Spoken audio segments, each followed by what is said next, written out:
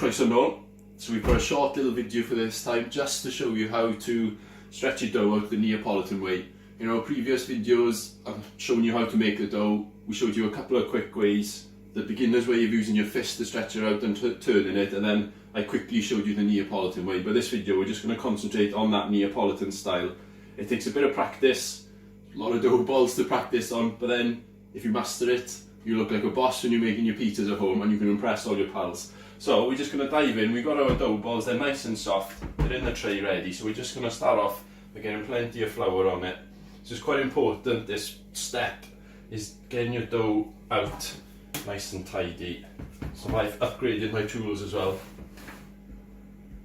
So this is what we use usually in the market. So it's a case of cutting the dough out, it's nice and soft.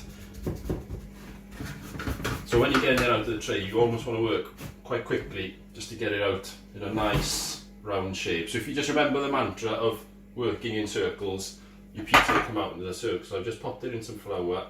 This dough is nice and loose, nice and full of air. So we've got a nice coating of flour on the dough. So just remember, as I said, just try and keep it in circles. If you have any air bubbles, just pop them like that.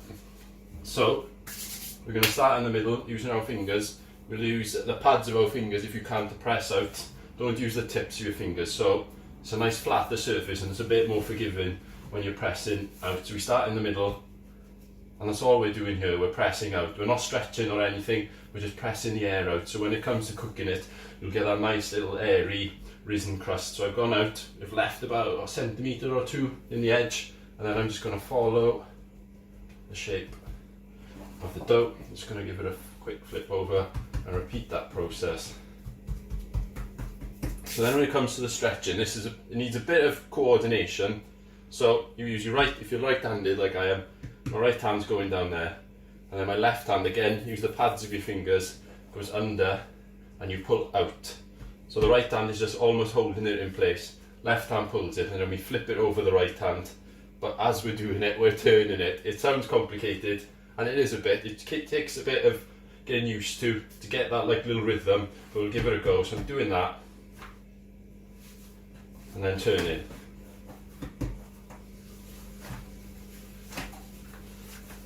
So as you can see, the dough's nice and loose, and you get like a nice little round shape. We'll try and film it from a couple of different angles just so you can get it. When the dough's this nice and loose, it doesn't need that work, so you're trying to handle it as little as possible so you get like a nice even stretch. So when it comes to cooking, especially if you're using like a pizza oven, you don't want any thin bits in the dough, otherwise it's going to tear if it's undercooked or it's a bit too thin. So we'll just crack on and try and show you a couple of different examples from different angles to give you a better idea of how the whole process works.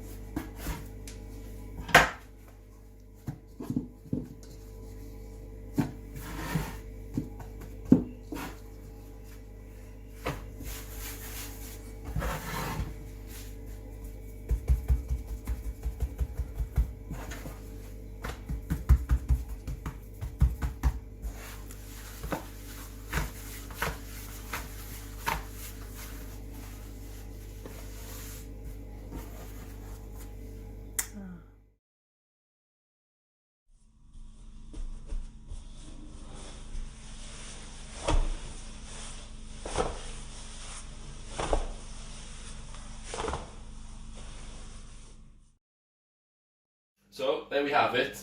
We've done our best to try and show you how to stretch it like a Neapolitan pizzaiolo. So it's up to you now to have a practice, get pizza making at home. We do have other videos as well on our Instagram page at Furness. They're up on our Facebook page as well. So it shows you how to make the dough from scratch and how to cook the pizzas in a frying pan. So just get cracking, have fun making the pizzas at home. Keep tagging us in your efforts. They all look fab so far, so just have fun with it. And obviously, always sign off with a little drink as well. Iechyd da.